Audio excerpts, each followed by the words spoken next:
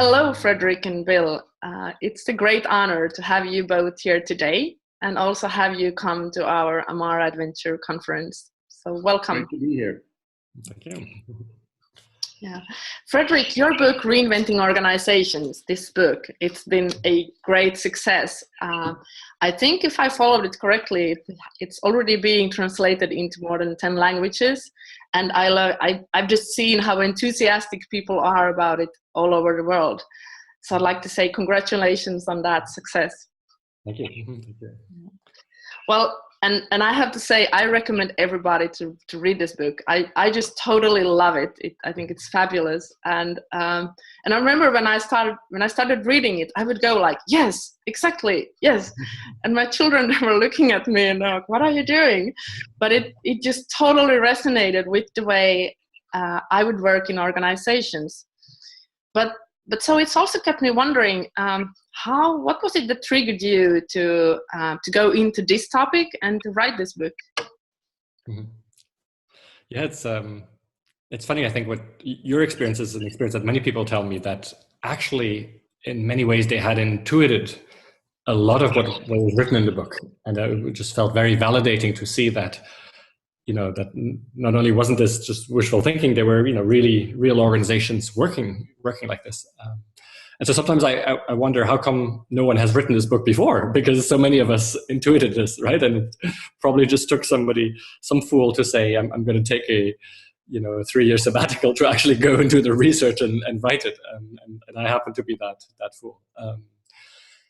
It was really born out of a moment where I quite suddenly, from one day to the next, felt that I couldn't work with sort of traditional organizations anymore. I had a number of years where I had been very, very happy working as an executive coach and as a facilitator with big, large organizations, banks, pharma companies, and at some point it just hit me how unhealthy these structures often were.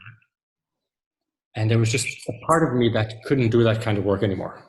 Really, just physically, I just couldn't do it. And so that triggered then the question with me.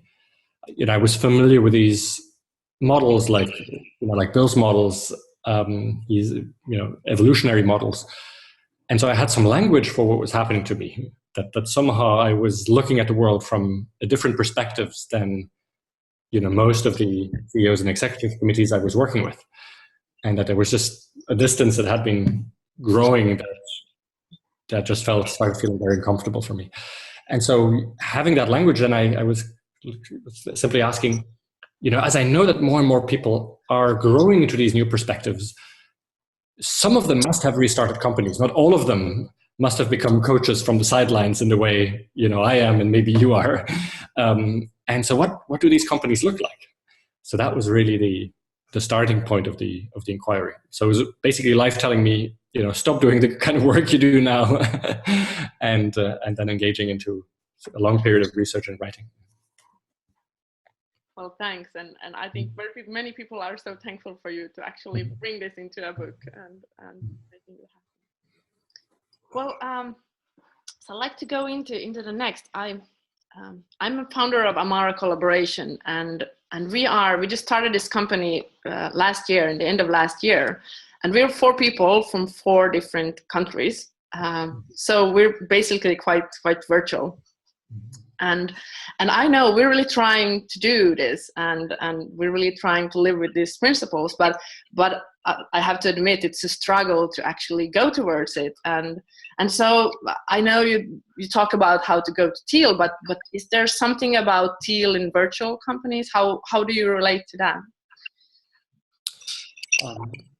It's not something I spend a lot of time thinking about, but I just noticed that many organizations that are interested in this are organizations that want to accommodate distant work, right? People just feel people should be able to live wherever their life calls them to. And so it feels stupid and constraining that we would have to live in the same city just because we feel energized by the same purpose. So I think it's a question we're going to have more and more.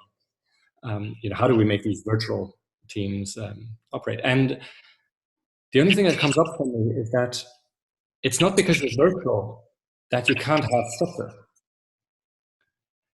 And there's a number of these structures that seem to be foundational to operate in teal ways, if that's the label we want to use.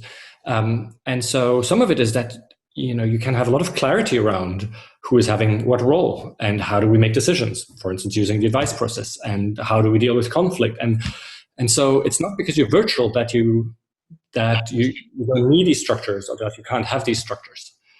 And what I see quite some teal or aspiring teal organizations want to do is that they're somehow allergic to any sort of structure, and especially for distance. Then let's not have any of these structures. And I think that's maybe a trap that can be avoided. Yeah, nice, interesting. Well, now I'd like to bring in you, Bill. Okay.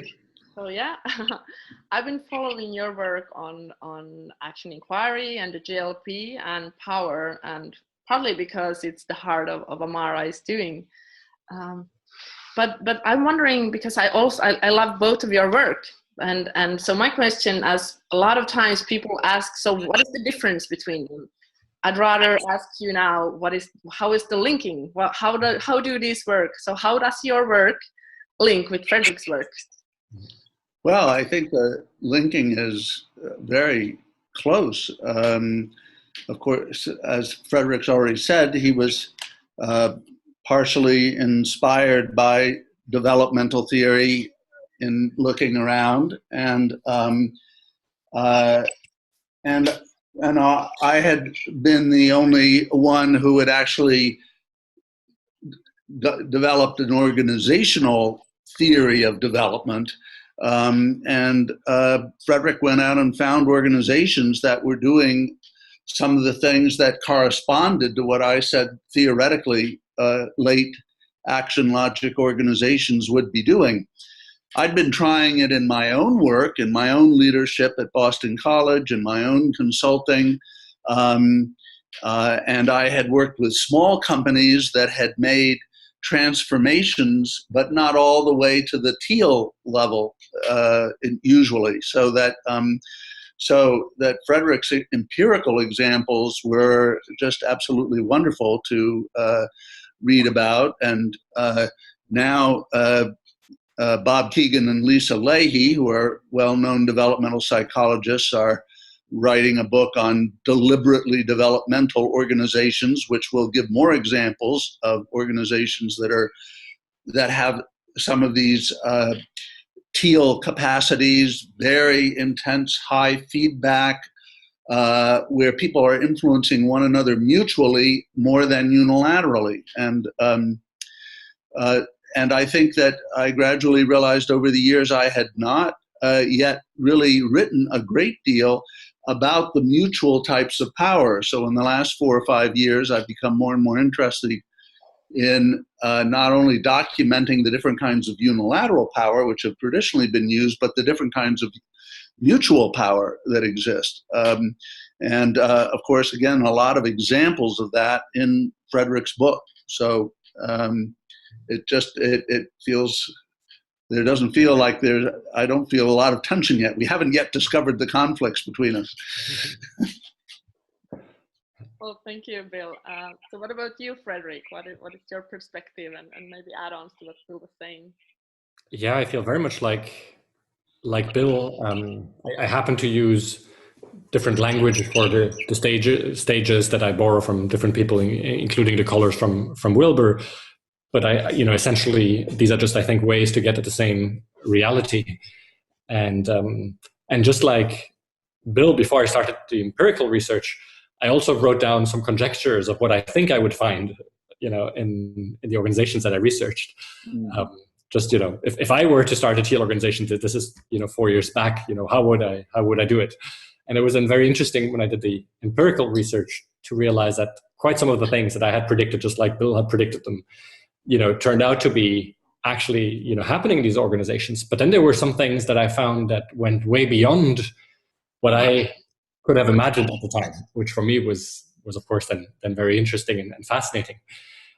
So I find that and yet they were consistent with what developmental theory sort of was saying. So I found this to be sort of a great validation for for these frameworks of developmental theory. And so I find that there's something really powerful and robust that you might bring to the conference when we have both an individual perspective and an organizational perspective on development, because they're so clearly linked, right? So you need a leader that has espoused, a certain worldview to then be able to make these same kind of structures happen, which then in turn, create a space for other people in the organization to grow. Yes. That interplay is fascinating and had been really mostly overlooked, except in Bill's work and now in Bob Keegan's work, that Bill was alluding to. So I think there's a space opening up here that takes these two perspectives. Yeah, in fact, if I could just add a sentence to that, I'm about to tell people that I think it's actually almost impossible to develop to the later stages personally unless you take leadership initiative in organizing processes, because it's only through that second person feedback that you balance out some of your crazy misunderstandings of yourself. And so I think they really demand one another. They're incredibly complementary. And that's what's beginning to show up now. Ken Wilber uses, I don't know if he crafted it, but the sentence of the conveyor belt for development. He says religions should be conveyor belts of development and often are not. And I think that organizations can become conveyor belts of development. If organizations are structured to hold certain practices and processes that allow higher stages of behaviors, so behaviors inspired by higher stages of development, they might become places that help people to develop. As Bob Keegan is researching for the moment. Well, this is so interesting. I'm just so much looking forward to your conversation in Amara AdVenture when I hear you talking. But I'm going to bring in one more thing, and that's about, it's something you talk about wholeness in reinventing organizations, Frederic, among with the three sensations. And Bill, you talk about love and friendship within work constellations. And I have to say, in my previous work, I have only seen glimpses of that. It's been just like here and there, but it's definitely not been in the core value or like in the center. Whereas now, only the past half year, when I've been working in Amara, I can feel how like rich it is to actually have the wholeness in the center. And I think it brings in a lot of fulfillment for me, but I also think it's challenging because it brings in the vulnerability at the same time. Mm-hmm. So I have seen you work, Bill, because we do work together, and I have seen you, Frederic, in the Reinventing Organization Wiki project, and for me it feels like both of you actually bring this into your everyday life. But I would like to bring it a little bit deeper and ask you just so much as you want to say, but what does wholeness mean for you personally? And I'd like you, Frederic, if you could start. That is such a simple question that is so difficult to answer, right? For me, it means, as much as possible, showing up whole with everything that I already know about myself, and ideally be in a space where what I know about myself can grow, so that I can grow into more wholeness. And so that's personal wholeness, but then it's of course also wholeness with others and wholeness with the universe, or wholeness with everything. And I think you're right. We come from a culture where in most organizations we are actively encouraged not to do that, right? We shouldn't get too close to people. We should stay professional, right? And so that's almost a revolutionary thought. And yet I've, on a personal level, come to the stage where I notice very quickly how painful it is whenever whenever I start dissociating from too much of myself. And I just wouldn't be able to do that. I just wouldn't. I hope, and I don't think I will ever be able to work in an environment any longer where I would be as dissociated as I have been in some of the places in the past. And so that brings in wonderful and beautiful challenges, because indeed, then you're vulnerable, right? And so at some point, I think it requires some form of ego strength where you're comfortable and confident that, hey, whatever happens, I will be able to deal with it. Whatever I do it with the best of intentions. And if at some point I screw up, or if somebody doesn't like it, I'll find ways to deal with it at that moment. But let me not have to live in the pain of dissociation simply because of the fear of what might happen if I show up whole. Beautiful. So, Bill. Well, just to put similar things in different little word packages, I'll say that one of the things I've been both focused on most in the most recent years is the way in which developmentally power, love, and inquiry first grow apart and separate from one another in our development. And so you have to be very careful to keep relationships out of inquiry, or the relationship will hurt the objectivity of the inquiry. And if it's really love, you can't be using power over the other person, can you? And on the other hand, it's necessary to use power sometimes, and you can't always sit around and inquire till the end of all time about what it's right to do. You must take responsibility and act. And in the later action logics, I see how these three, love, power, and inquiry, require one another and become integrated again. And so that's one of the meanings of wholeness that's important to me, to understand how the most powerful feedback is also the most loving feedback, and it's also the most inquiring feedback, because it may indeed be that once you've given the other person the feedback, the conversation shows it's you who have something to learn. So you'd better be giving it strongly enough so it can be heard, but vulnerably enough so that you can hear back.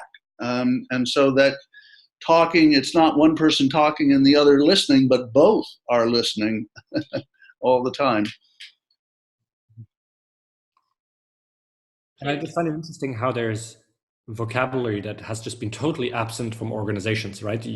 Heidi was using, love and friendship or wholeness. Yeah, this is just vocabulary that is totally absent from organizations, right?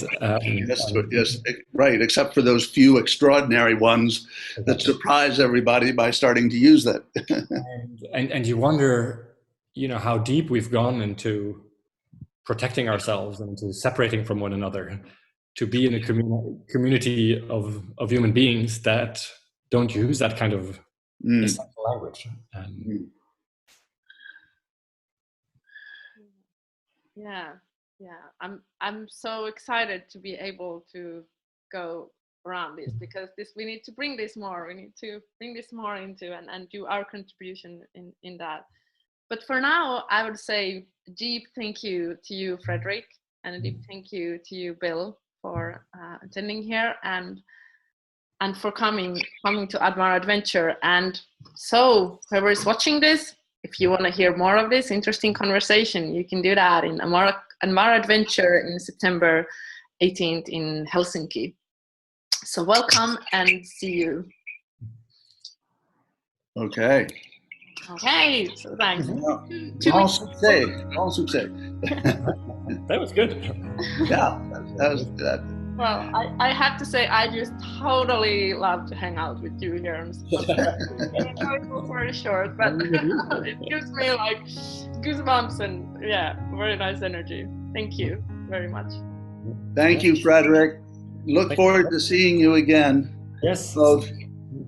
And thank you, Heidi, for the space of those questions. There was something in the way you asked them that brought us directly to a beautiful place. Thank you, Heidi. Yes, Heidi, thank you so much.